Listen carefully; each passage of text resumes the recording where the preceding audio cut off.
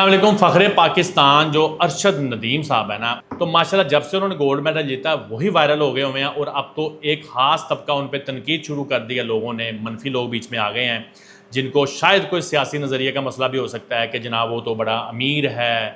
وہ تو فلاں ہے، وہ تو فلاں ہے۔ مشورہ ہوگا ارشد ندیم صاحب کے لیے کہ سب سے پہلے آپ ایک ایجوکیٹڈ قسم کا اپنا سیکٹری یا مشیر جو ہے نا اس کو بھرتی کریں،